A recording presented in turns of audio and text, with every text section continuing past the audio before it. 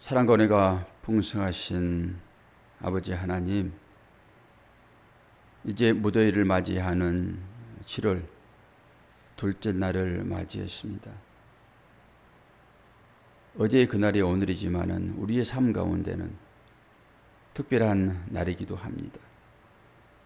하나님께서 우리를 불러주셨기에 기도 자리에 나올 수 있고, 하나님께서 믿음 주셨기에 하나님 앞에 간절한 마음으로 기도할 때 응답하신다는 사실까지 저희들이 잘 압니다. 오늘도 아버지 앞에 나왔사오니 사랑하는 부모 앞에 나온 자녀처럼 그렇게 마음을 다하여 기도하게 하시고, 기도할 때 하나님의 특별하신 인도하심을 경험하는 복된 시간 될 수 있도록 도와주시옵소서. 주님도 새벽을 깨우며 사명을 감당하셨습니다. 우리들도 이 땅 가운데 보내신 이유를 우리가 잘 아는데, 그 사명 감당할 때 주님의 위로와 주님의 힘이 필요합니다. 오늘도 공급하신 그 은혜를 마음껏 누릴 수 있도록 도와주시옵소서. 감사드리며 예수 그리스도의 이름으로 기도하옵나이다. 아멘. 욥기서 30장입니다.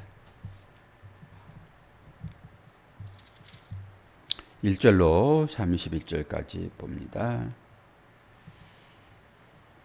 욥이 오늘은 이제 현실로 돌아옵니다. 어제는 지난 일들에 대한 얘기였지만은 오늘은 현실로 돌아옵니다. 그러나 이제는 나보다 젊은 자들이 나를 비웃는구나. 그들의 아비들은 내가 보기에 내 양떼를 지키는 개 중에도 둘만하지 못한 자들이니라. 그들의 기력이 세잔하였으니 그들의 손의 힘이 내게 무슨 소용이 있으리야. 그들은 곧 궁핍과 기근으로 인하여서 파리하며 캄캄하고 메마른 땅에서 마른 흙을 씹으며 떨기나무 가운데서 짠 나무를 꺾으며 뱃살이 뿌리로 먹을 거리를 삼느니라. 무리가 그들에게 소리를 지르므로 도둑같이 사람들을 가운데서 쫓겨나서 침침한 골짜기와 흙구덩이와 바위 굴에서 살며 떨기나무 가운데서 부르짖으며 가시나무 아래에 모여 있느니라.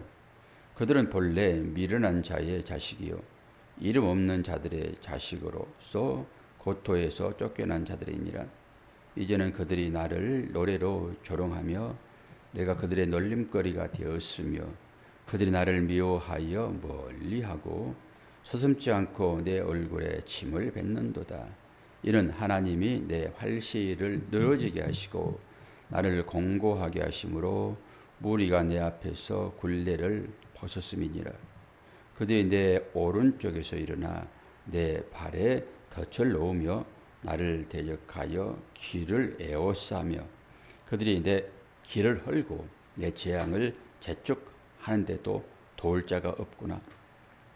그들은 성을 파괴하고 그 파괴한 가운데에 몰려드는 것 같이 내게로 달려드니 순식간에 공포가 나를 에워싸고 그들이 내 품위를 바람같이 날려버리니 나의 구원은 구름같이 지나가 버렸구나. 이제는 내 생명이 내 속에서 녹으니 환난 날이 나를 사로잡음이라.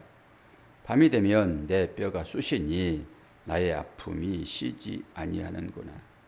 그가 큰 능력으로 나의 옷을 떨쳐버리시며 나의 어깨처로 나를 휘어잡으시는구나. 하나님이 나를 진흙 가운데 던지셨고 나를 티끌과 재 같게 하셨구나. 내가 주께 부르짖으나 주께서 대답하지 아니하시오니 내가 섰사오나 주께서 나를 돌아보지 아니하시나이다. 주께서 돌이켜 내게 잔혹하게 하시고 힘있는 손으로 나를 대적하시나이다. 나를 바람 위에 들어 불려 가게 하시며 무서운 힘으로 나를 던져 버리시니이다. 내가 아나이다. 주께서 나를 죽게 하사 모든 생물을 위하여 정한 집으로 돌려보내시리이다. 그러나 사람이 넘어질 때에 어찌 손을 펴지 아니하며 재앙을 당할 때에 어찌 도움을 부르짖지 아니하리이까. 고생의 나를 보내는 자를 위하여 내가 울지 아니하였는가. 빈구한 자를 위하여 내 마음에 근심하지 아니하였는가. 내가 복을 바랬더니 화가 왔고 광명을 기다렸더니 흑암이 왔구나. 내 마음이 들끓어 고요함이 없구나. 혼란 날이 내게 임하였구나. 나는 햇볕에 쬐지 않고도 검어진 피부를 가지고 걸으며 해중 가운데 서서 도움을 부르짖고 있느니라. 나는 이리의 형제요 타조의 보시로구나. 나를 덮고 있는 피부는 검어졌고 내 뼈는 열기로 말미암아 탔구나. 내 수금은 통곡이 되었고 내 피리는 애곡이 되었구나. 아멘. 욥이 집도 절도 없는 그런 환경으로 몰려가고 있고 자기의 그 처지를 애국인의 처지에 빗대서 얘기를 하고 있습니다. 4절에 보시게 되면 딱딱한 대쌀이 뿌리, 이거는 원래 먹는 거 아니에요. 땔감으로 쓰인 나무입니다. 그게 우리가 척은 목피로 연명했던 시절이라는 말을 들어보셨잖아요. 척은 목피, 풀뿌리와 나무의 껍질, 그걸로 연명했던 시절이 우리한테 있었잖아요. 지금 딱 욥이 그러한 처지에 놓여 있습니다. 먹는 것은 고사하고 욥은 지금 피부가 옷으로 이제 표현하고 있는데 그 옷이 어떻게 된 거예요? 이게 터지고 계속 터지고 또 짓물라고 터지고 짓물라고 그런 환경 가운데서 욥이 지금 처하고 있잖아요. 엄청난 고난이죠. 너무 고난이 크니까 어제는 잠시 옛 추억에 사로잡혀서 자기를 위안 삼았는데 현실로 돌아왔습니다. 현실로 또 돌아와 보니까 이게 기가 막힌 거예요. 자기의 처지가. 전부 그 내용이겠죠. 앞으로도 계속 그런 식으로 지금 욥이 얘기를 할 것입니다. 어쩌면은 우리 인생의 삶이 욥이 현장 가운데 똑같이 있습니다. 오늘 말씀을 읽어보니까 어떻게 합니까? 넘어질 때 24절인가요? 24절. 그러나 사람이 넘어질 때 어찌 손을 펴지 아니하며 재앙을 당할 때 어찌 도움을 부르짖지 아니하리이까. 뒷구절을 보면은 물에 빠진 사람이 어떻게 하죠? 살려주세요 그러잖아요. 물에 빠져가지고 죽음 직전에 있는 사람이 눈치 보면서 말할까 말까 그럴까요? 즉각적으로 살고 싶은 생각이 떠오를 거잖아요. 그러니까 뭐 사람이 있든지 없든지 간에 듣든지 아니 듣든지 살려달라 애원하는 것이 인생입니다. 그 소리를 주님이 들으시잖아요. 그리고 손 내미십니다. 그리고 또 한 번은 앞에 부분, 사람이 넘어질 때에 주먹 쥐고 넘어진 사람이 있을까요? 주먹 쥐고. 우리 권사님 한번 넘어지셔가지고 혼났죠? 예. 그때 팔도 다치셨나? 누가 팔 다치셨지? 그때 옆구리 다치셨는데, 예, 갈비뼈. 우리 김연아 권사님은 넘어지실 때 팔 다쳐본 경험이 있나요? 예? 다리 다치는 거. 근데 팔 넘어질 때 주먹 쥐고 넘어진 사람 없어요. 기본적으로 팔을 펴는 것이지. 이게 인지상정이라는 거예요. 누구나 다 어려움에 처하게 되면은 도움을 구할 수가 없다라고 하는 거잖아요. 지금 욥이 어려움에 처해 있는데 하나님 앞에 간절하게 지금 하소연하고 있어요. 하나님 부르면서.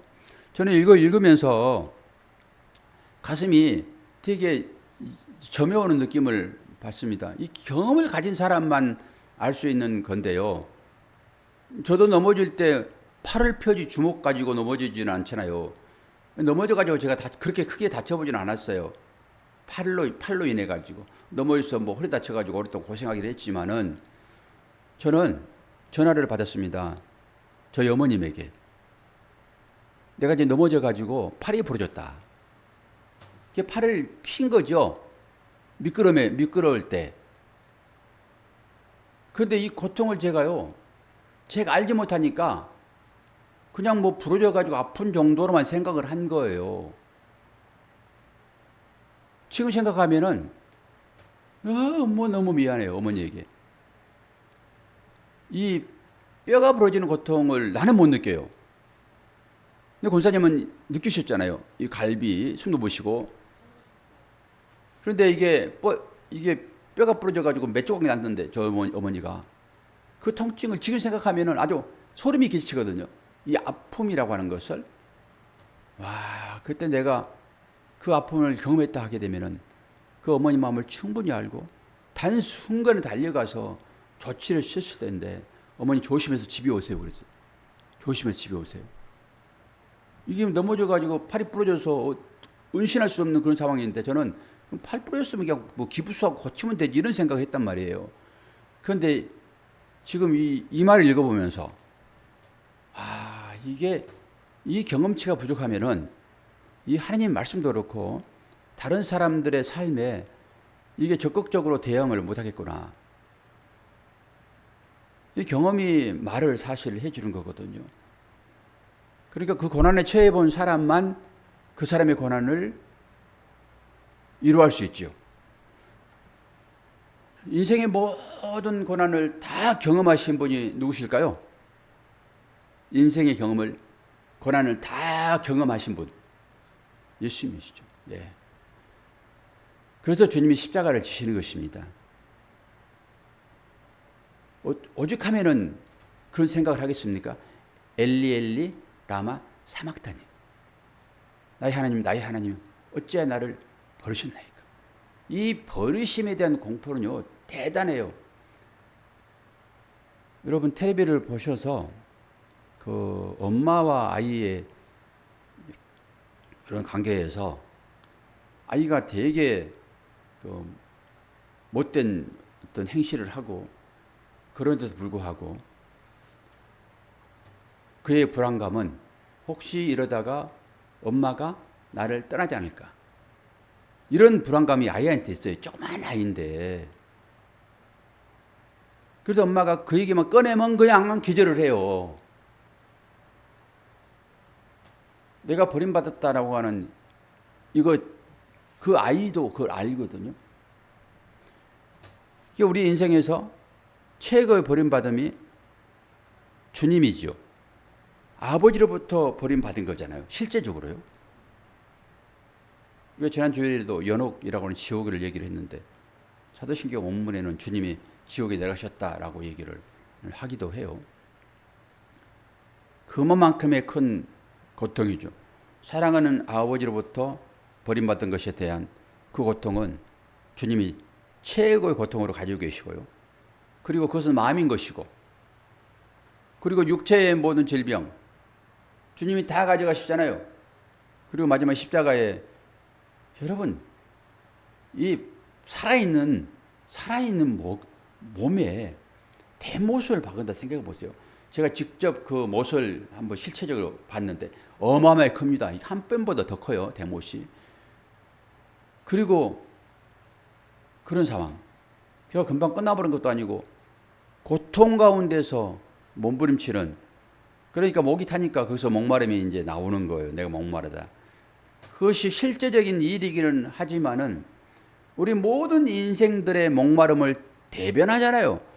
우리 인생의 목마름이 무엇입니까? 우리 김 권사님은 목마름이 뭐예요? 인생의 목마름이 뭐예요? 최고의 목마름이 무엇입니까? 뭐 벼슬을 탐하는 것도 아니고, 뭐 돈을 많이 벌 것도 아니고, 내가 뭐 강건하게 뭐 그것도 아니고, 뭐예요? 예? 배고픈 거. 목마름 배고픔이에요. 지금 못 들고 계세요? 그런데 왜 목말라요? 걱정돼서? 겪어서 옛날에 그 생각하니까. 그건 다 그래요. 우리 모두가 다 그렇습니다. 사실 저 같은 경우에도 정말로 시골에 사는 사람들은 다 어렵게 살았어요. 지금 70년 가까이에 계신 분들은 시골 살았으면 다 어렵게 살아요. 근데 권사님은 도시에 살았으니까 배고픈 그런 고통은 겪지 못했을 것입니다. 그런데 우리 실제로 보리밥 그거 잘 먹는 거예요, 그거. 그리고 쌀 조금 섞여진 것은 아버지 먹고, 그리고 아버지 퍼드리고 나서 나머지 쌀 조금 남은 거 그거 섞어가지고 에라 니네들 먹으라 그러고 자식들 줬거든요. 그리고 우리 동생은 지금 어릴 적에 이제 죽었는데 그 아이가 탐심이 있었어요. 밥에 대한 거. 엄청나게 먹어요. 그러니까 걔는 밥을 너무 많이 먹는다고 밥 밑에다가 그게 이제 뚜껑을 놓고 그 위에다 우리 어머니가 나는 먹거든요, 밥을.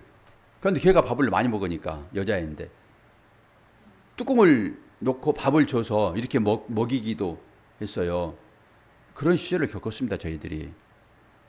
그리고 시골에서는 다들 농복이 때는 전부 다 품앗이 가요, 품앗이. 근데 품앗이 가게 되면은 우리 어머니는 꼭 제 손을 끌고 갔어요. 어릴 적에.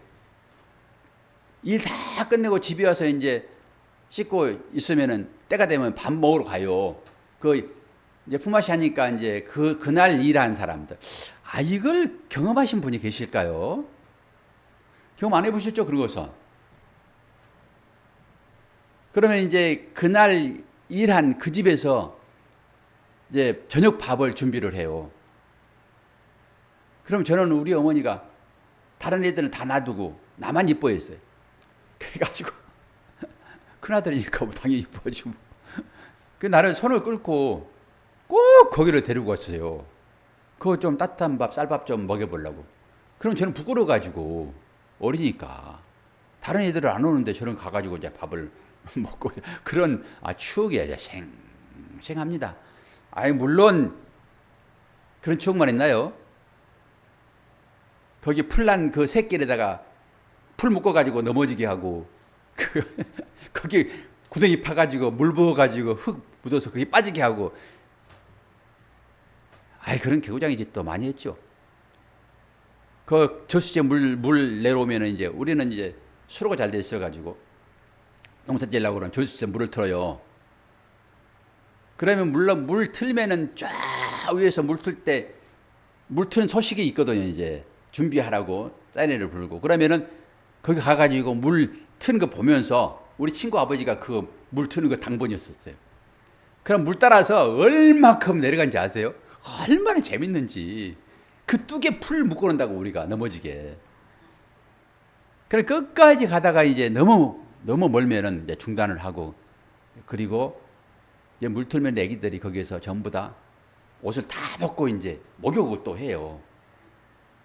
그럼 남자끼리 목욕하고 여자끼리 목욕하잖아요. 그럼 우리가 다 알아요. 저 위에 여자애들 목욕한다? 그럼 몰래 가가지고 옷을 가지고 훔쳐가지고 도망다니고 아주 개구장짓 많이 했어요. 갑자기 옛날 생각이 나니까 웃음 짓기도 하고 그리고 또 우리 어머니 생각하니까 가슴이 되게 아프기도 하고 막 생각이 중복되네요. 지금 어쩌면 욥이 그런 생각일 거예요. 욥이 한때 정말로 잘 나갔잖아요.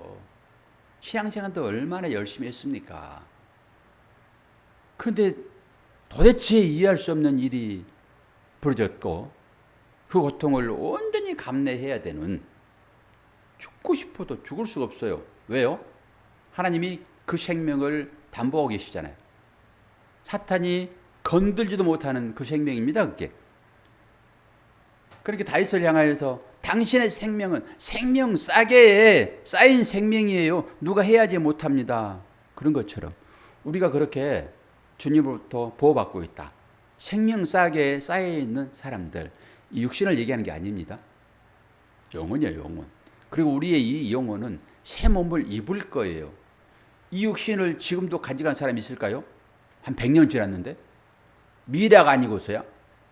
그건 죽은 거예요. 이게 너무나 우리가 입고 있는 이 거둑것 같은 이 생명에 너무 민감할 필요는 없어요. 때 되면은 다 이것은 벗어버릴 거예요. 더러운 옷이라고 얘기를 하잖아요.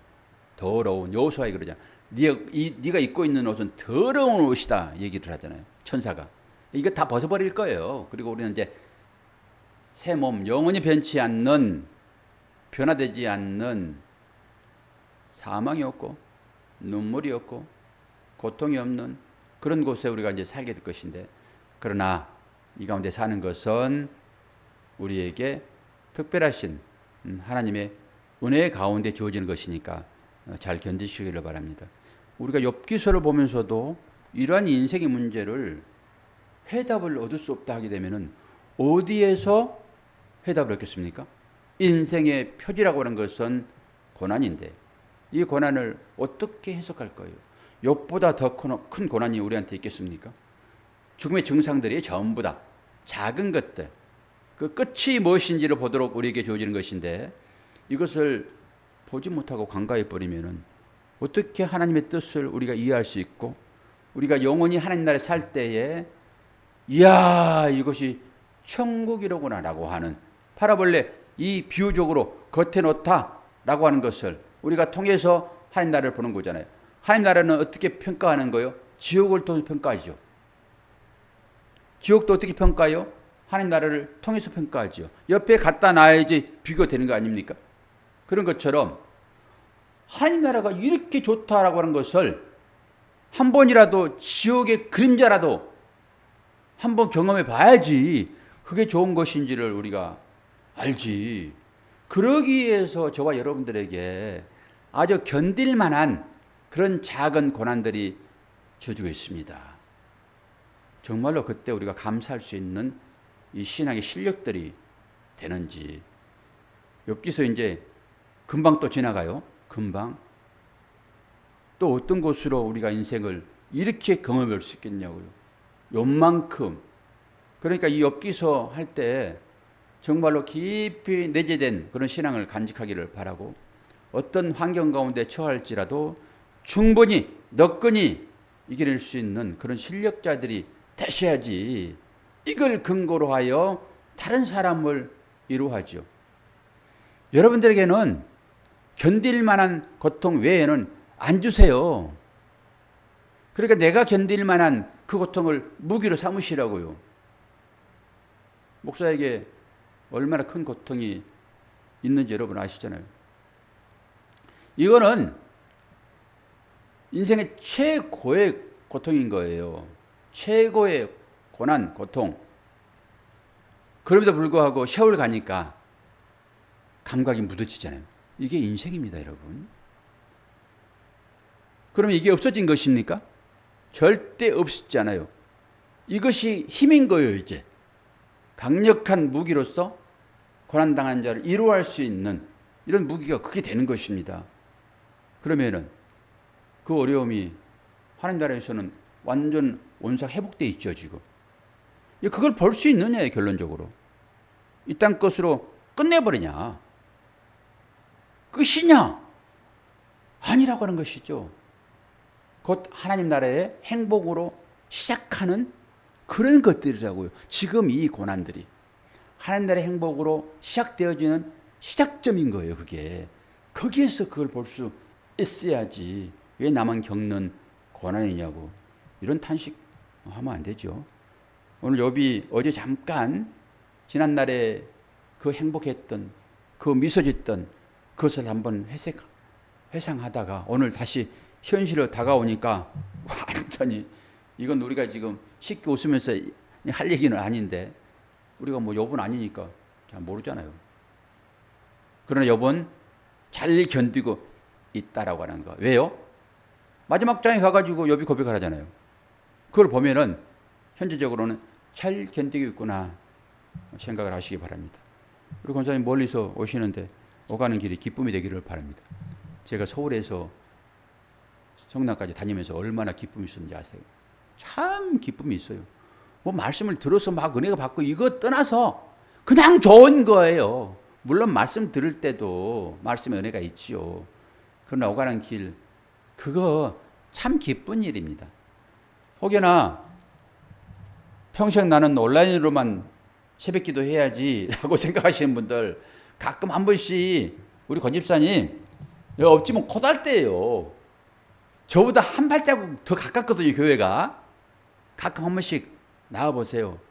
더우니까 지금 나오지 마시고 이제 한 3달 지나면은 선선한 그런 계절이 다가옵니다. 그때 새벽바람 한번 맞아보세요. 그 추억이 대단해요. 집에서 그냥 온라인 예배 인터넷 들어와서 유튜브로 듣는 이것과는 비교도 할 수도 없어요. 그 새벽바람을 한 번씩 맞아보세요. 신앙생활 오래되신 분들은 이거 다 아시잖아요. 어쩔 수 없어서 우리가 이제 집에서 예배 드리지만은 정말 좋습니다. 이것을 추억 삼아서 신앙생활 하시면 돼요. 이제 저도 이제 공사가 이제 마무리돼 가고 전문가는 이제 어제까지 마무리하고 원래 말일까지 하기로 했는데 좀 미지는 부분이 있어가지고 어제 마무리하고 오늘 이제 짐 싸가지고 떠납니다. 어제 쓰레기 다 가져갔고 이제 도구 챙겨가지고 이제 오늘 이제 떠나요. 그러면 저 혼자 이제 눌로랄라 빡센 저교 떠나서 혼자 그냥 자고 싶으면 한숨 자고 이제 그렇게 꼼짝도 못했어요. 옆에서 계속 보조해야 되고 또 감시도 해야 되고 그런 것들이라서 지금은 이제 편안합니다. 이제 여러분 기도해 주셔서 감사하고요. 큰 사고 없이 이렇게 정말로 기계들이요 순간순간 아찔아찔할 때가 많아요. 막 기계들이 휘감고 돌아가고요. 와 무섭더라고요. 그러나 이렇게 안전사고 나지 않고 했던 것은 그래도 여러분들의 기도와 하나님의 특별하신 인도하심이 있었다라고 하는 것입니다. 그리고 이제 딱 마무리해 놓고 아무도 안 부르고 딸만 숨은 듯이 살라고 이제 그렇게 할 거예요. 보여주시다. 기도하겠습니다. 하나님 아버지의 사랑과 은혜를 감사합니다. 오늘 또 새 날을 우리에게 허락하셨사오니 우리의 발걸음이 콧노래 나는 발걸음 되기를 원합니다. 그러기 위해서는 우리에게 건강이 필요하고 이 고통 같은 것이 떠나야 되는데 우리 세워가는 교회 새벽을 깨우는 모든 우리 성도들 혹시 고난 가운데 있다 하게 되면 잘 이기게 도와주시고 때로 화평도 허락하여 주심으로 삶이 기쁘구나 라고 하는 이 인식도 경험할 수 있도록 축복하여 주시고 하나님 앞에 간절하게 기도할 때 문제도 해결받는 능력자들 될 수 있도록 은혜 허락하여 주옵소서. 날씨가 많이 덥습니다. 건강도 잘 챙기게 하여 주옵소서. 주신 것 감사드리며 예수 그리스도의 이름으로 기도하옵나이다. 아멘.